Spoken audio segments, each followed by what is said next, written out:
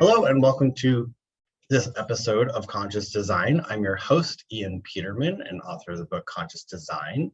And I'm excited to have Shannon Lohr, founder and CEO of Factory45 on the show today. Welcome to the show. Thank you so much for having me, Ian.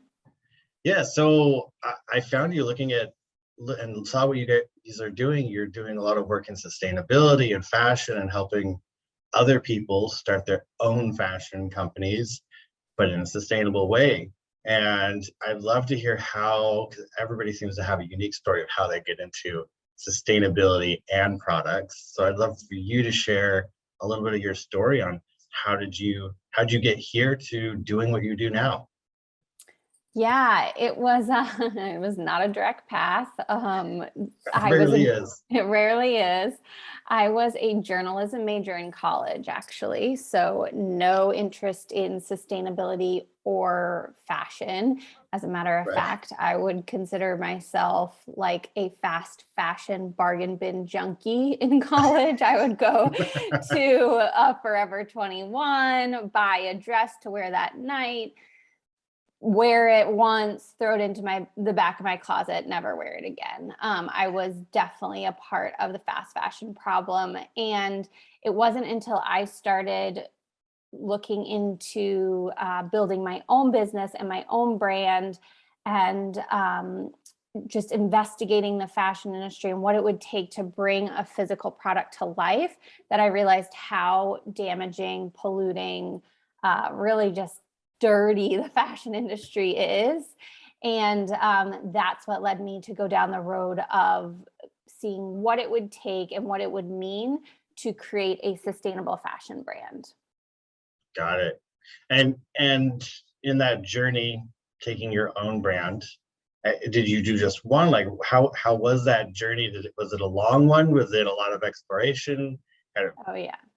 Yeah, I mean, as you can expect, right? So someone with no fashion background trying to start a fashion brand. And at the time I had a co-founder, we started designing a line of 10 pieces that could be mixed and matched to create over 100 different looks.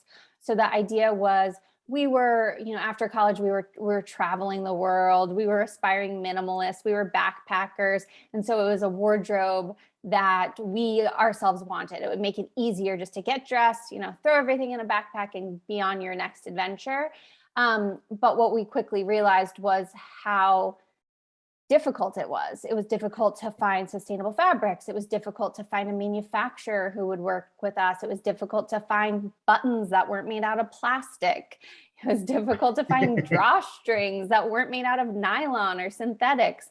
So that quickly led us to simplify, and we ended up launching one garment that could be worn 30 different ways.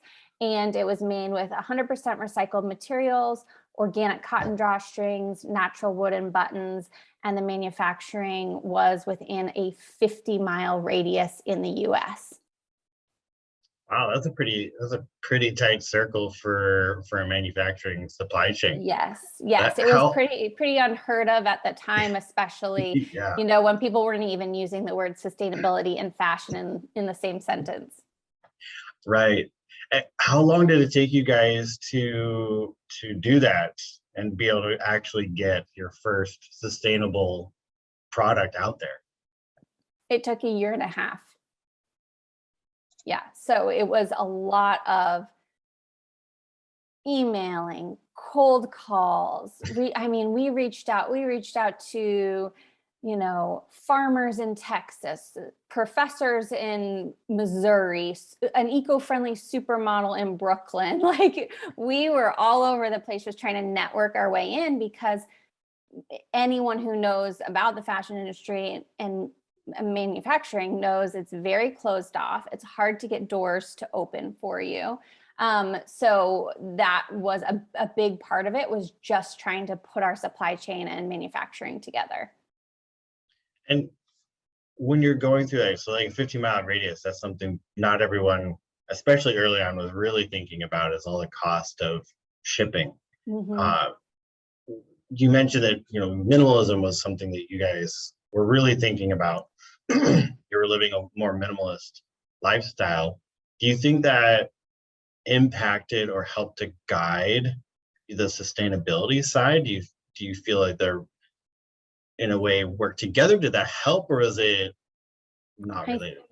I definitely think that it creates a more holistic approach for sure. I mean, at the same time, I was like becoming a vegetarian. I was starting to only shop at thrift shops. Like it was very much kind of like a lifestyle shift that of Okay. course is gradual and, you know, doesn't happen overnight, but it No, was no. all sort of this kind of like thought, like this thought shift of like, okay, well, we're thinking about this, but what about this? You know, it's like breadcrumbs that kind of lead you down this path. And ultimately, you know, you end up like in some ways, completely changing your life. Right.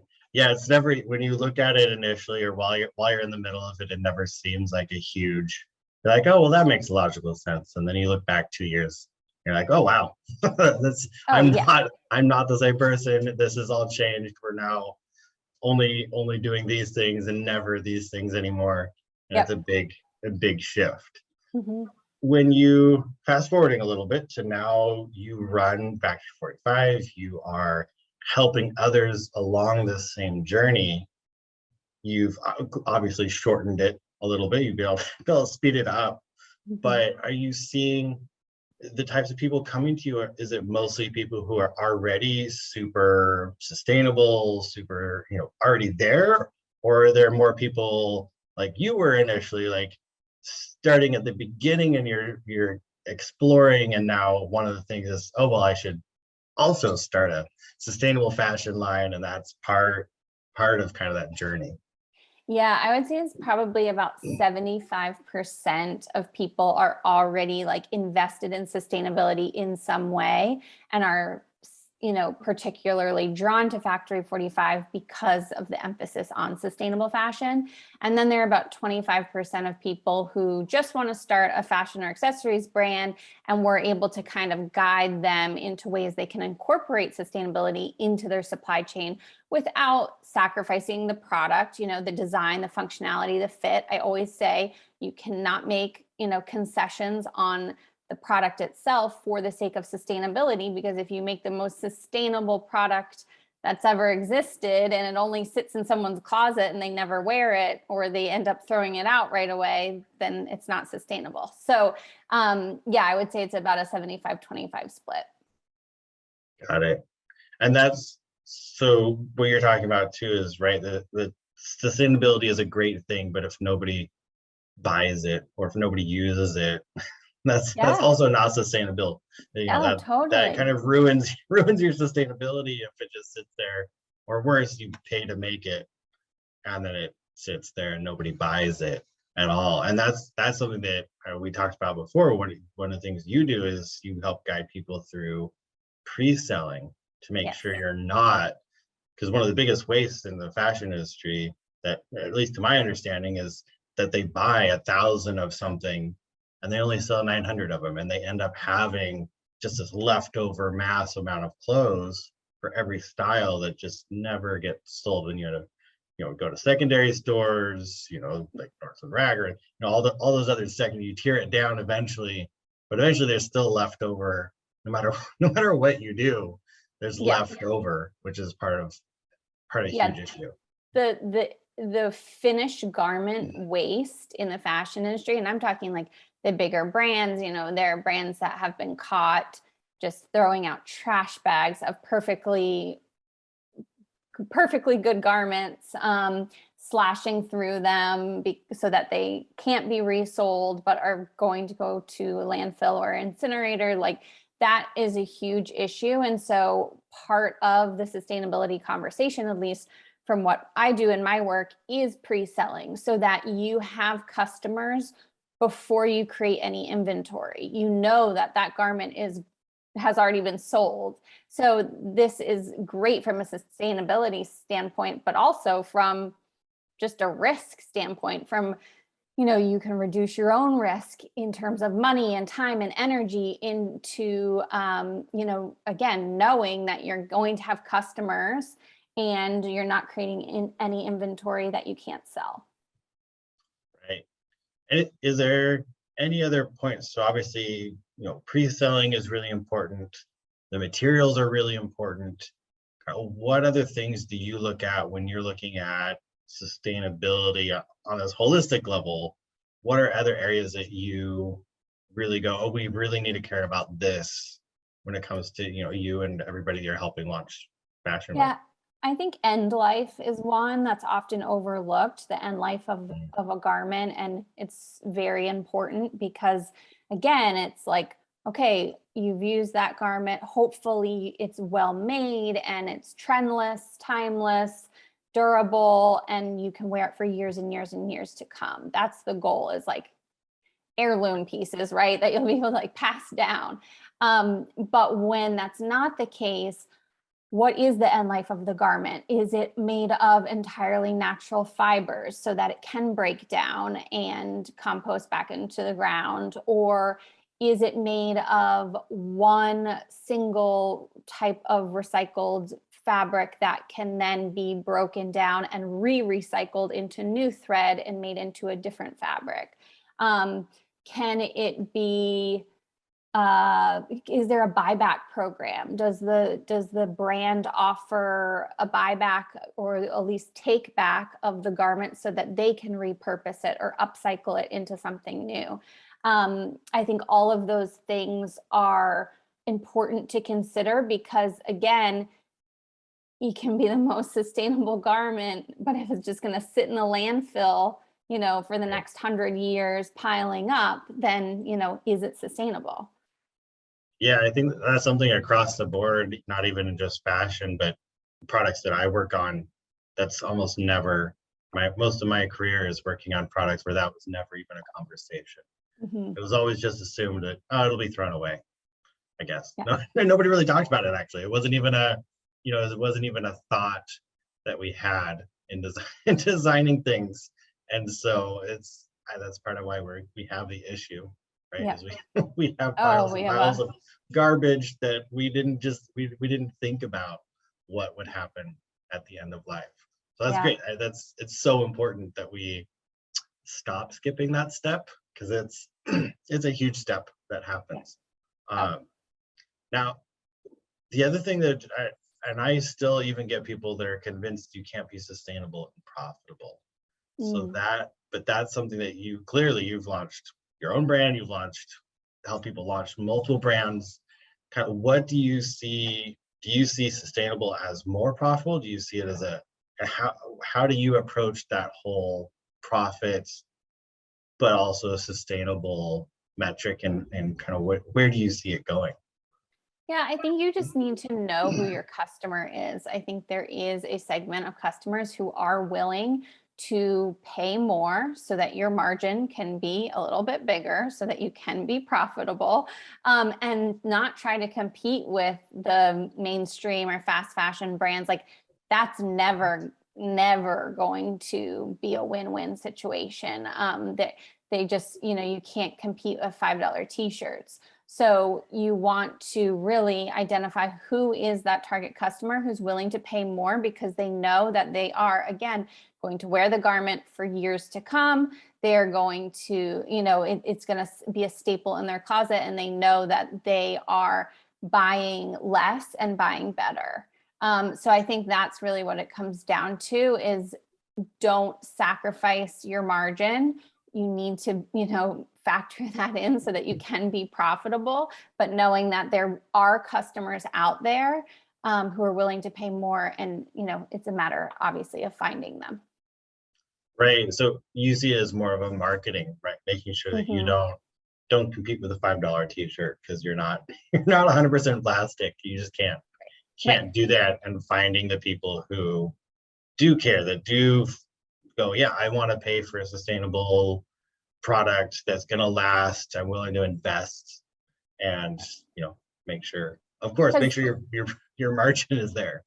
I mean, the irony of all of this, and I've always thought about this, is that the people who really, and I can say this from experience because I was totally bought into the fast fashion model and was, buying fast fashion.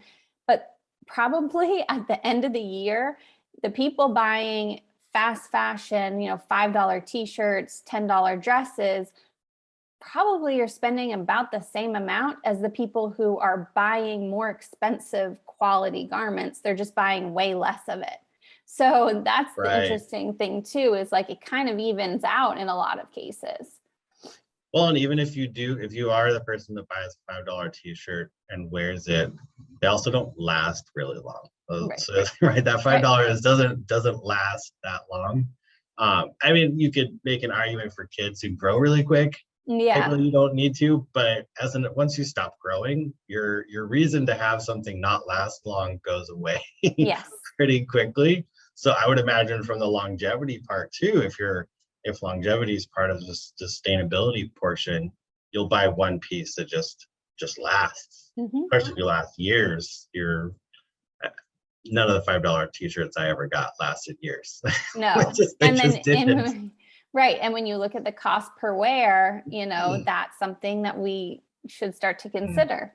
So yeah, I think it's another angle to look at. Hey, it's Ian here. So glad you're enjoying this episode of Conscious Design. If you want the full scoop on conscious design, what it is, how we do it, how you can do it, then check out our book. We wrote it so creative entrepreneurs like you can code social and environmental responsibility right into your brand's DNA. You can download the first chapter for free. Link is in the description. Enjoy the rest of the episode. Don't forget to like, subscribe, and share. In all the brands that you've helped launch, is there any that really stand out as having been able to achieve something more sustainable, like really broken through? And I know you mentioned in yours you used wood for buttons. That's so rare now to see buttons that aren't plastic. So like that's amazing to be bringing a different material there. But is there anything you've seen as like, wow, we figured out a new thing that we can, a new option for sustainability that has really helped and could help with fashion more? Yeah, I don't know that it's so much about it being new as it is about just the different directions you can go. And just also when we talk about back to kind of like profit and scalability, there's, one brand, Vetta, VETTA, the founder, Sara, she's found a way to scale. She launched from Factory45 in 2016. And, I just got an email in my inbox. They released a new collection today. Like they have an office in LA and employees. And like, so she's found a way to really scale the brand, which, is a whole other sustainability conversation. But, Right. but also then I have brands who, they just they don't want to build an empire, right? They just want a creative outlet. They want a side income for their family. Like, I think that part of it is just identifying what your entrepreneurial goals are. And then, again, like we do the best we can as we grow. So where can we incorporate sustainability as the business evolves, as it grows, bringing the customer into that journey, into those decisions? I think those are all things that have been exciting for me to observe with the brands that have launched. Do you see, obviously, like the real commercialization, like when you talk about scaling, like that's a whole own beast over there to not only do, like just doing it's hard, but doing it sustainable is even harder. Yeah. In everyone else, is there more, in the size, is there any kind of, do people mostly just release one collection? Is it that kind of, is that one thing? Or are you're seeing a lot more, small groups of collections? Yeah, small groups of collections, like released. Again, we emphasize so much, keeping things trendless, being seasonless. So that helps when you are a smaller brand and the supply chain is backed up, or you can't get on your manufacturer's production calendar right away, that you can sort of adapt and adjust your production timeline. But most of the brands release collections probably every few months.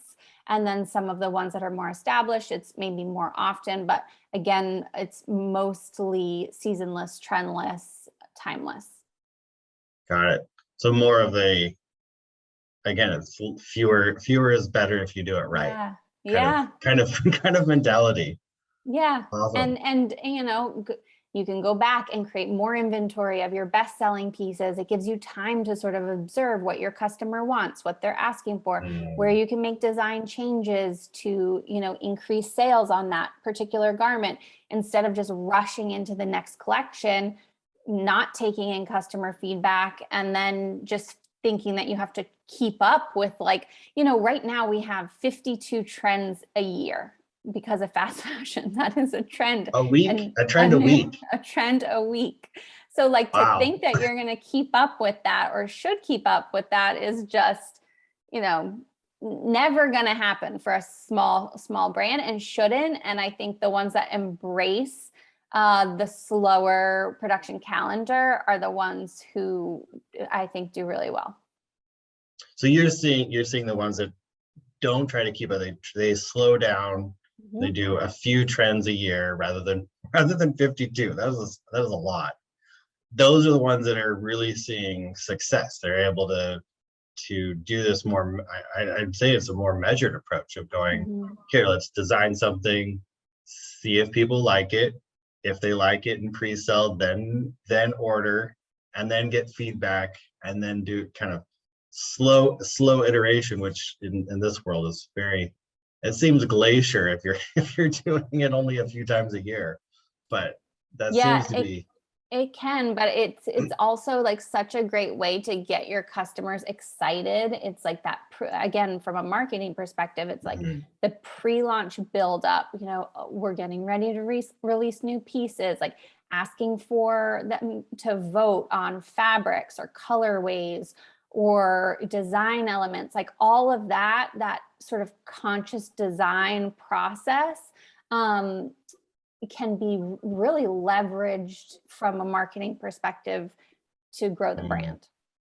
Yeah, it makes it. It's almost like you're pulling in, because how successful crowdfunding campaigns are, and one of the things that people love is the whole, reach a new level, get to add new features to it, right? That's like really cool, because you get to engage, and you're like pulling that out and creating a more engaging audience, which is great. Anything you co-create, you're much more interested in. You're going to buy more. You're going to support, care about all those great marketing things. It's a major strategy that we use in the Factory45 program, and in terms of pre-selling and crowdfunding. It's a huge part of it. That's amazing. But it probably works really well because those people, most of those customers are probably really sustainable focused, right? They're already willing to pay more. So that means they get to be part of being sustainable and not just a consumer of sustainability, which and they're willing to wait. Like people who are more, sustainability focused, they understand slow fashion. They're willing to wait for it to be a pre-order so that they can go into production. And it all works together pretty well from what I've seen over the past 10 years. Well, that's awesome. That's great that you're able to do it. And then now you're helping people do that. How many brands have you launched now? Oh, we don't even have a count. You don't anymore. Oh, you don't know what? Well, it's like there's a new brand. I feel like there's a new brand launching like every week.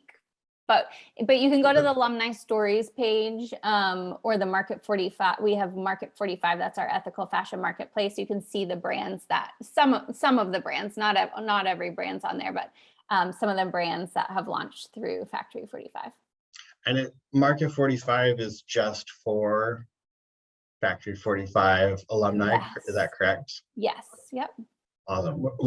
What got you thinking about building, because that's a whole other thing, right? To build out a platform what guided you or drove you to go, hey, we should build a store for everyone? Yeah, people kept asking me, and they kept saying, is there, and this is, but goes back to like, listen to your customer, your people will tell you what they want. People kept asking me like, is there one place where I can see, like, I could shop like all the brands, all sustainable? Because that's the other thing, you know, even my friends and family, like, where can I see just like sustainable and ethical fashion brands, like in one place? And so, you know, obviously Market 45 is just brands that have launched through Factory 45, but it's one place where you can kind of explore all different types of brands. We have athleisure on there. We have postpartum clothing. We have women's wear, men's wear, all different kinds. Yeah, you guys, I've glanced through, and you guys have launched you've helped all kinds of brands get out there, which is amazing, is to see that there's sustainable, ethical, and it's not just, you know, athleisure wear that's doing it, right? It's not just that, it's other areas are being able to be made sustainably as well, which is great. And kids, that would be, I'd imagine the kid fashion industry is quite heavy on the waist, because you don't wear it for very long. Yeah. It's very we have kids, so they never last very long. They last shorter than you think they will. The sizing is deceptive. Yeah. Oh my gosh. I can also relate. I have a 4-year-old, and one of my favorite brands, I'll just shout out to Pure Color Baby, which is a Factory 45 grad. And they came up with this idea of grow with me sizing. You like, my son wore one outfit from them from like 6 months old to, I'm not even kidding, like 2.5 or 3 years old, which, you know, like how much they grow in that That's period. like 10 sizes at least. Yeah. That's awesome. Yeah. So yeah, I've seen, and that's like another sustainability element, right? That you like wouldn't even think of. Yeah, there was one, I forget the name of the company. There was one company that we heard of that had like a couple options, but it was like this weird outlying sub brand that like had the different size. It grew with you, but like for a few sizes. And it was like, oh, that's a really great idea. There should be more of that. So that's good to hear that there are more people realizing, hey, you should make clothing that lasts longer for kids because they grow so quick. Yep. Oh, that's awesome. That's awesome. Is there, as you're going through this process, right, you're helping somebody launch, you help them with marketing, you help them with the design, you help them with sourcing, kind of where do you consider it launched? Is this sold? Is it kind of where do you start marketing and say, yes, we measure this as a successful launch?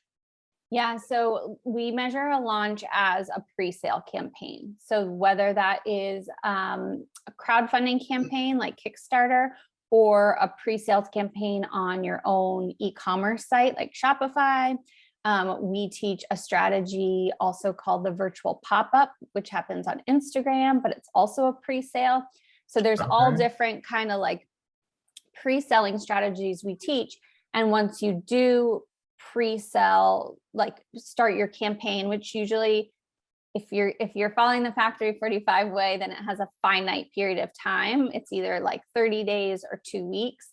Then that's considered a launch. And we actually have a $1,000 launch incentive for all of our brands. So whenever a brand launches through Factory 45, we invest $1,000 back into their brand when they do that launch. That's awesome. I saw that you guys offer that. It's a great way to incentivize actually getting to the end. Getting to the finish line, yeah. Which is the most, I've been doing product development for 15 years, and the finish line is elusive for a lot of people. So it's great to see that there's an extra reward of, okay, especially for people who have really great ideas. It's like, we really want you to get across the finish line and launch, because this is a really great idea, and more sustainable fashion is a really great idea. We should have as much of it as possible. So I think it's a great offer that you guys have to help push people all the way to the end. Well, before we wrap up, is there anything else you want to share, whether it's to somebody who thinking about getting into sustainability and fashion, kind of what else, anything else you'd like to share? And well, if you are looking to start a sustainable fashion brand, you can go to factory45.co. You can book a call with us just to talk about if our business goals align and if we're the right fit. And then otherwise, we have tons of free resources. There's a YouTube channel. We have a podcast called Start Your Sustainable Fashion Brand. Lots of free resources on Instagram at factory45co.